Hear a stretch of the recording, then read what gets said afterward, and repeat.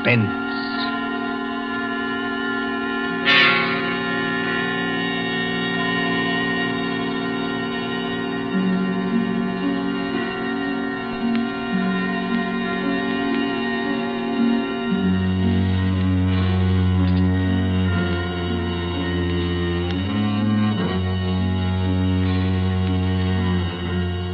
The thrill of the nighttime, the hushed voice and the prowling step, the stir of nerves at the ticking of the clock, the rescue that might be too late, the crime that is almost committed, mystery and intrigue and dangerous adventures.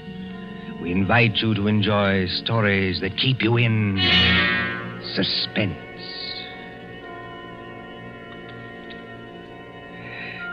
Can a man stake his life against $25,000? Can another and cleverer man track him down like a hunter, stalking his prey and kill him within 5 hours? Can you make a bet with death and win? For Suspense, tonight we present Will You Make a Bet with Death by John Dixon Carr.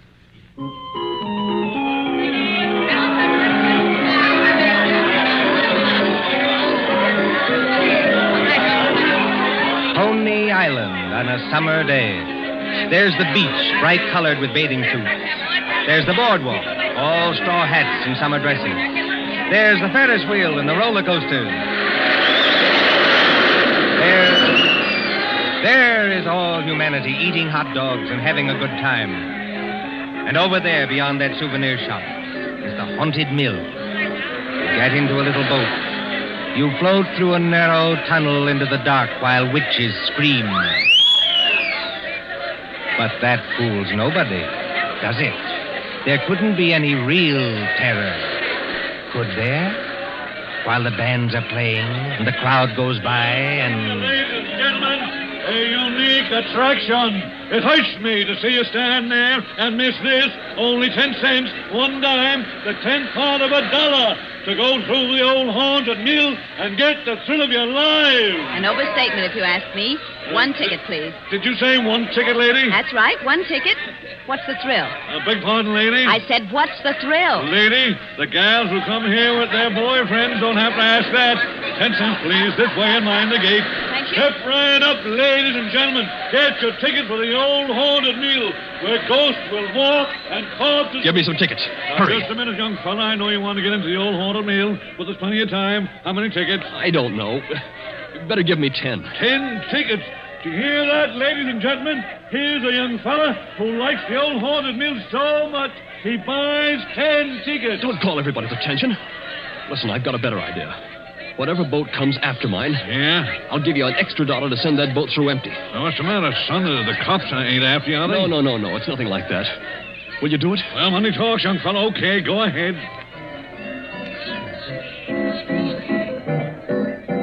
Isn't there an empty boat here? Well, really? You've got such a great objection to riding in the same boat with me? Oh, I'm sorry. I didn't mean that at all. Don't misunderstand. Then you'd better get in if you want to go. This boat's starting to move. Yeah, I better sit down. You certainly had. Look here, I want to apologize. That's quite unnecessary. This place is rather childish anyway, isn't it? Yes, isn't it? But I've seen everything else, so I may as well see this. Here we go in the dark. What was that? One of the ghosts, I imagine, from a machine. It sounded like him laughing. There isn't anybody in the boat behind us, is there? Oh, I can't see. It's pitch dark. Listen, Miss... My name is Andrews, Betty Andrews, if it's customary to exchange names in a place like this. Mine's Pendrell. Bob Pendrell. Did you say Pendrell? Yes. Do you know it? Oh, no, not exactly. It's an unusual name, that's all. I don't want you to think I'm out of my mind, though I very nearly am. But I've got 5 hours to go. Just 5 hours. At the end of that time, either I'll have won $25,000 or else... Or else? Or else I'll be dead. You know, I wish I'd kept you away from this boat. Well, there's nothing to get alarmed about. For you. I can't tell you much, but I had to tell somebody that or I'd have started yelling. There's just one other thing. Is there? In these places, they've usually got little dim-lighted rooms along the way. Yes, Exhibits. boats and things. Yes. Well, when we come to one, I'm going to get out of this boat and hide there. Just don't get alarmed, and don't tell anybody when you go out. Why should you do that? I think I see a light ahead. There is a light, but... Dim, too. That's all to the good. Yes? We're coming around the corner. Look, I'm going to have company when I get off. A waxed dead man on a pile of straw. Oh, I hope I can stand these noises. Goodbye, Betty Andrews. I wish we'd met at a different time. Mind the boat! Here, what are you doing? Getting out, too? Don't be an idiot. What's the idea? You need looking after, Mr. Pendrell. And if we must hide, I suppose this is as good a place as any. I won't have it. Quick. There'll be more boats along. Over behind that dead man on the straw. He'll hide us. Hurry. Well... Now, Mr. Pendrell, in the queerest place I ever get into, please tell me what this is all about. I can't tell you. You said it yourself. If you don't tell somebody, you'll go crazy. Maybe you're right. It's against the strict terms of the bet. But this is the last day. And I tell you, I can't hold out any longer. Lower your voice. There's a boat coming.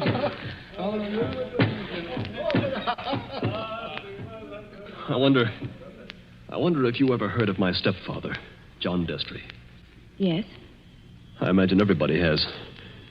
He's a millionaire, and I'm not. I'm just a chemist. An analytical chemist. Not very successful. So if I'd had time, if I'd had money, I might have worked out a process that would have... Well, I think it would have helped in the war. But he's got money. Yes, he's got money. Well, my mother died years ago. This Destry's a big, white-haired, fine-looking fellow. You'd think butter wouldn't melt in his mouth. He's got an apartment in the East 60s, secretary, I never met her, valet, cook, that kind of thing. Well, he used to invite me there. I wouldn't go. Then he got hold of a book I had to have, a German work on chemicals. So I went. After dinner, in that study of his, over the brandy...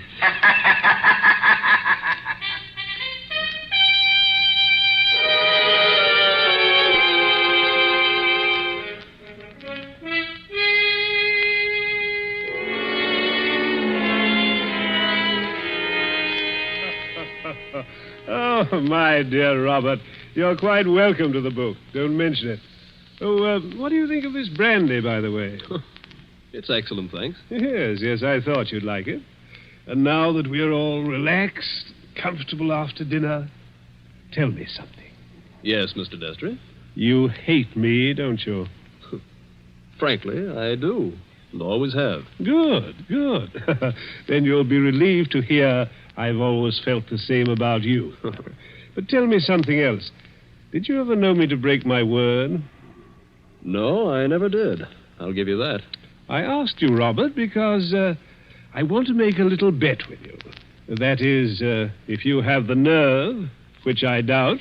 Well, I'm afraid I can't afford to make bets. You were always careless with money, Robert. Well, I've been thrifty. I saw that when your mother was alive.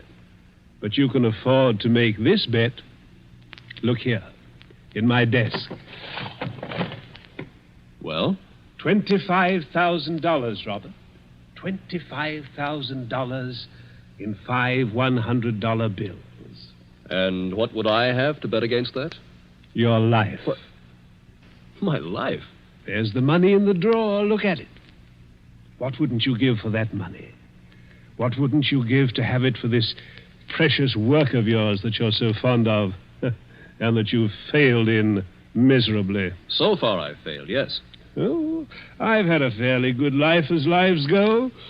My heart isn't as good as it might be, but the doctors say I'll last a little while yet. But before I go, there's one pleasure, one little exquisite thrill for me to experience. I want to commit a murder. Yes, I said a murder. My bet is that I can kill you within 6 months, and that you can't stop me, and that I'll never be punished for it. What do you say? Yes or no? I believe you mean that. Of course I mean it. And Just how would you propose to kill me? Ah, that would be telling. You know, if I had time to think this thing over... There's no thinking it over. Now. Yes or no? Yes. You must need the money badly, Robert. I do need it. But oddly enough, Mr. Destry, that isn't why I'm doing this. No? No. I want to show you can't play the Lord Almighty and get away with it. Are you challenging me? Yes. You don't think I can do it? I know you can't. We mustn't get excited, Robert. There will be conditions to the bet, you understand? What conditions? First of all, you'll never mention this matter to anyone. All right. That seems fair enough. You'll remain within the city limits of New York for 6 months. You'll spend at least 1 hour of every day walking the open streets alone. All right. You'll spend at least 1 hour every evening in your own room alone. I may come to see you, or I may not. Trying to scare me already, are you?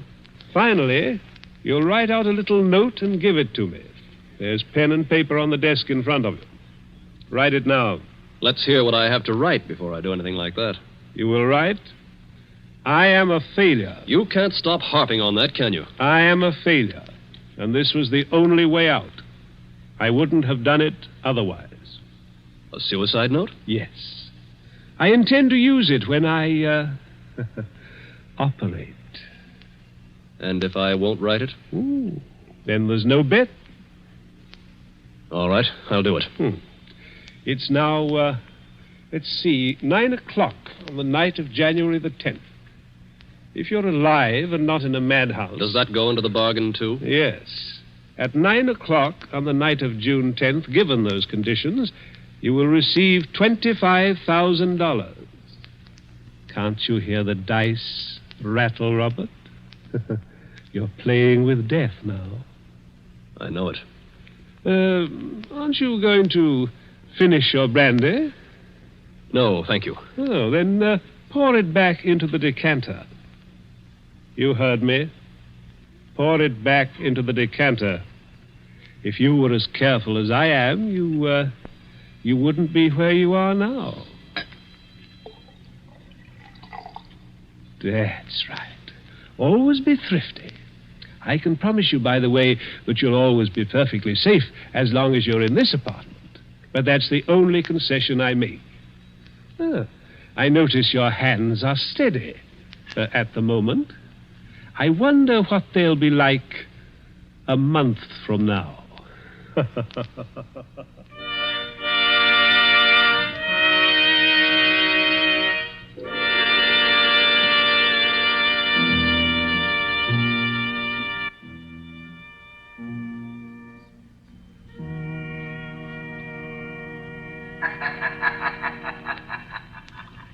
So you were fool enough to make a bet with John Destry. Listen, Betty. I want to tell you what else happened the same night. I got on a Fifth Avenue bus and started to look through that book that Destry gave me. It was a book that I wanted about poisons.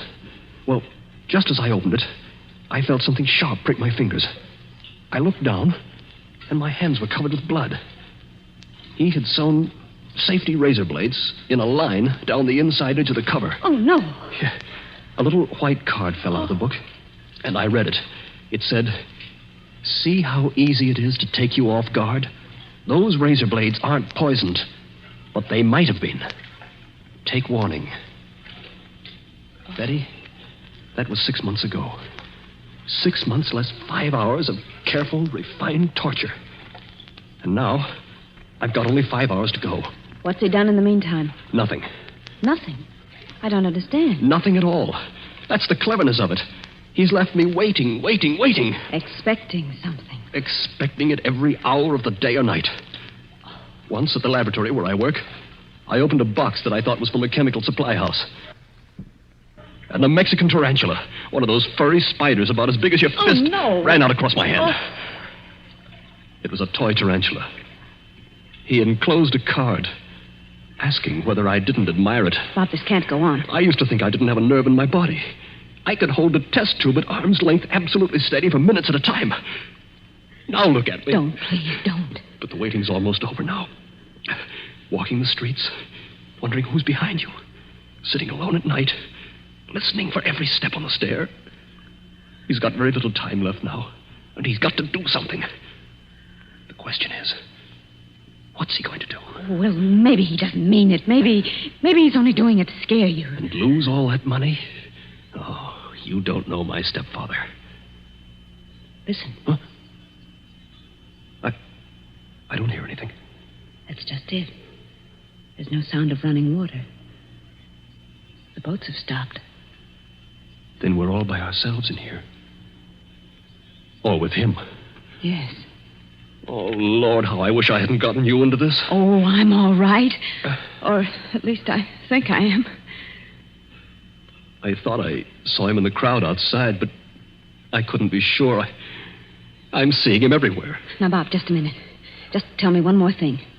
Did you ever see Mr. Destry, face to face, after that first night? Oh, many times. He came to see you? He came to my laboratory once, yes, but mostly I went to see him. And why? Because it was the only place in the world I could feel safe. He's promised that nothing should happen to you while you were in his apartment. Don't you see it was part of the torture?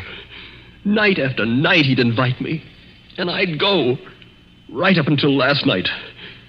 Last night, we were in that study of his, with the devil masks on the walls, and he was sitting behind the big mahogany desk.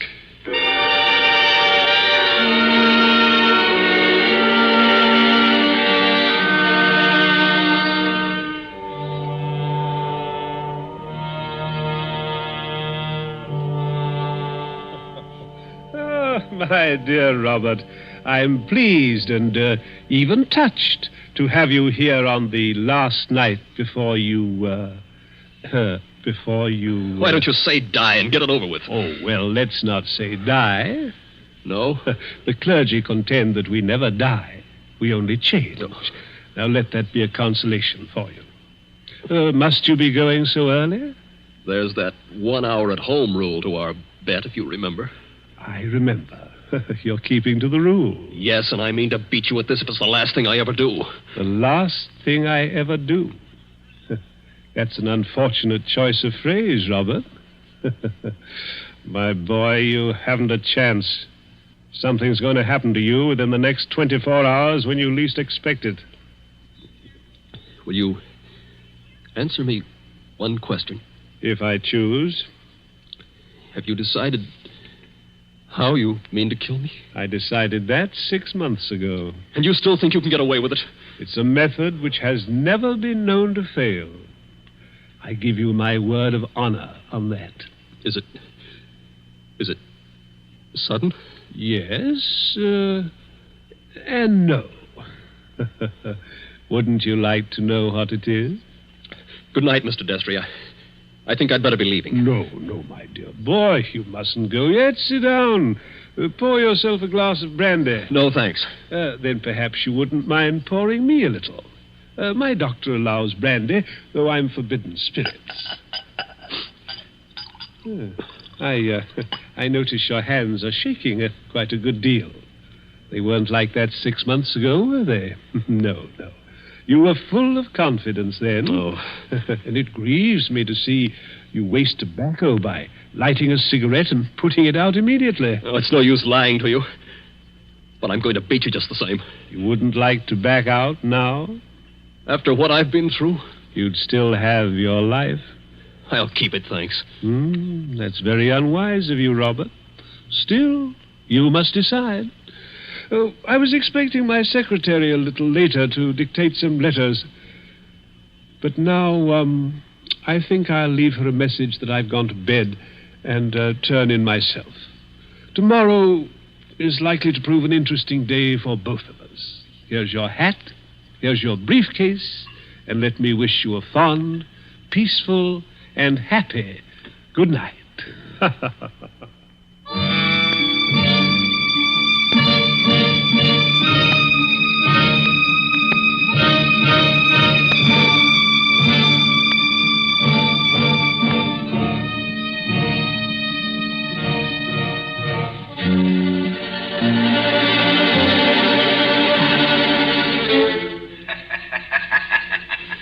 That was last night, Betty.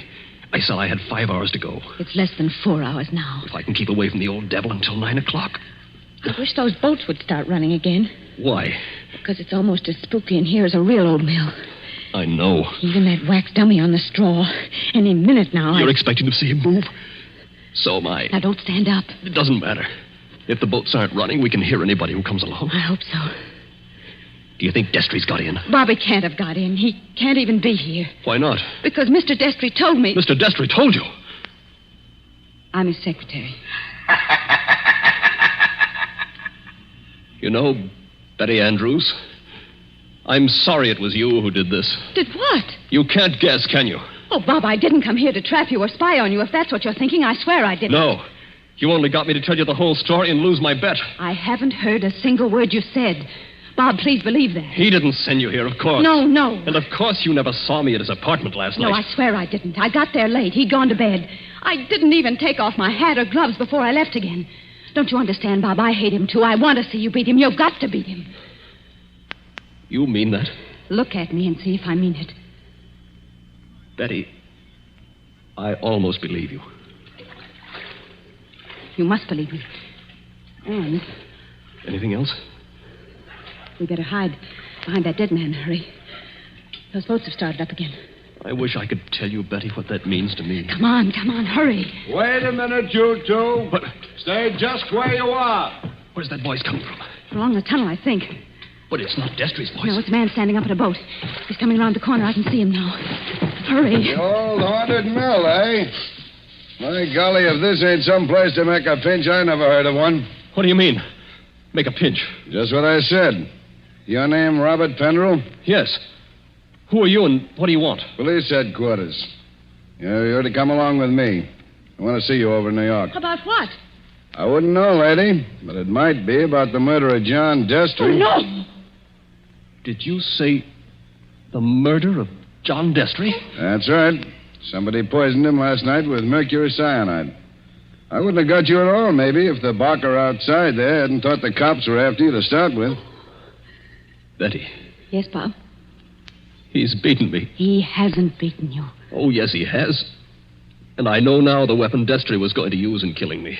What weapon? It never fails. The electric chair. You mustn't talk like that. Don't you see? He never once intended to kill me in the way I thought. Are you coming quietly, Mr. Pendrell? Just a minute. He's poisoned himself. But he's left evidence to show I did it. He's killing me the worst way possible. He's won the bet. The money doesn't matter now. If I'm in the death house for murder, what use have I got for all the money in the world?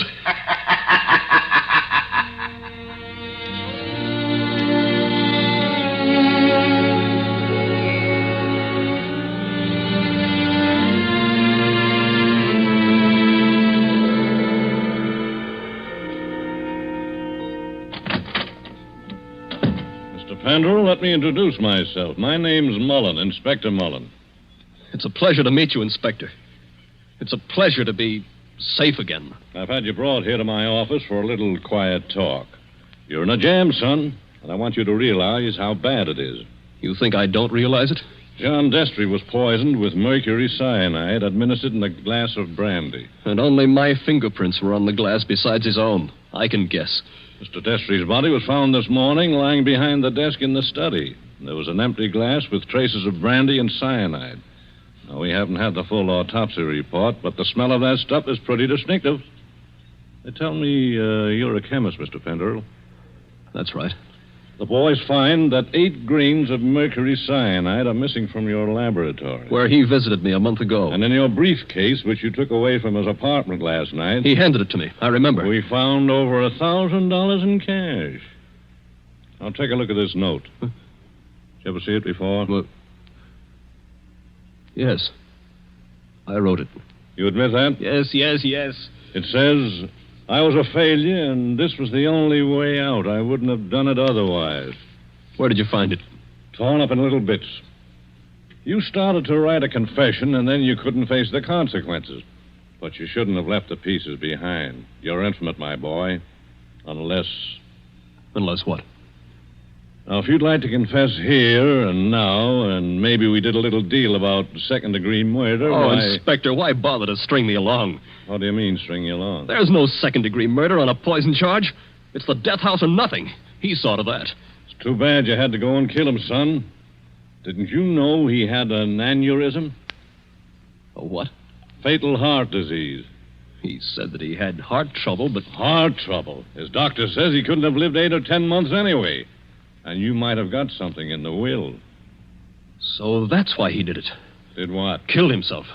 You still stick to that crazy story you told the boy? He's going to kill me, isn't he? With 3,000 volts of electricity. Inspector Mullen. What are you doing here, Sergeant? Didn't I say I wasn't to be disturbed? All the same, Inspector, I thought I'd better do it. There's a young lady here, a Miss Betty Andrews. I think you'd better see her. I'll see her when I'm good and ready. And I think you'd better see her, Inspector. We've just heard from Mr. Destry's lawyer. Well? He said that young fellow there, Mr. Pendrell, inherits $25,000 in Mr. Destry's new will. Did you hear that, son? Do you see what you'd have gotten if you hadn't gone and killed him? He was keeping his promise, that's all. And a fine lot of good it'll do me now. But look, Inspector, I've just talked to the medical examiner, and he says there's no poison in Mr. Destry's body. Say that again? There's no poison in the old man's body. Somebody's kidding you. An empty glass with the smell of mercury cyanide and a dead man with a congested face behind the mask? What did kill him then?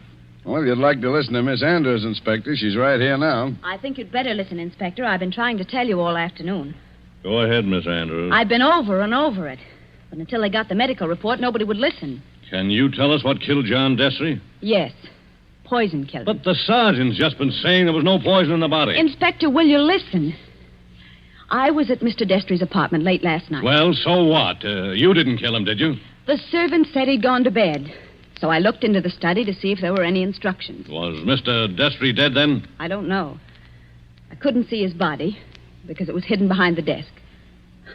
I didn't even learn he was dead until late this afternoon. But I did see a full glass of brandy. A full glass, did you say? Yes. So I picked up the glass and poured the brandy back into the decanter. That's what he always made us do. And I didn't leave any fingerprints because I was still wearing my gloves. And that was the same glass you later found empty. But you still are not telling us what was the poison that killed John Destry. It was the poison in his own system. He worked out this plot to convict Bob Pendrell. Only just as he stretched out his hand to drink the cyanide... Inspector, I think I see it. It was his last great hour. He couldn't resist such gloating as he'd never known before. That's it. His heart wouldn't stand it, and he fell dead behind the desk. And I think, if you study the expression on his face, you'll find he died laughing.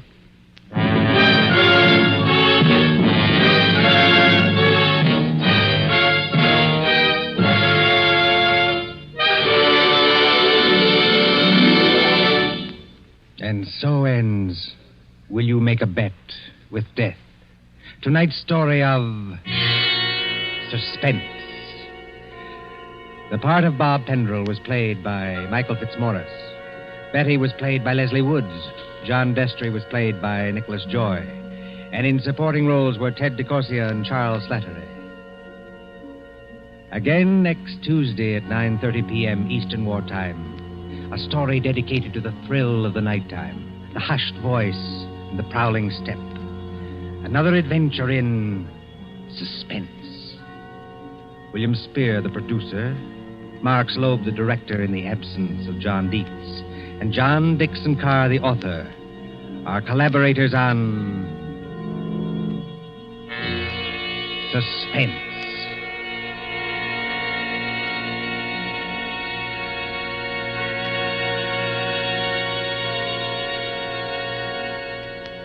This is the Columbia Broadcasting System.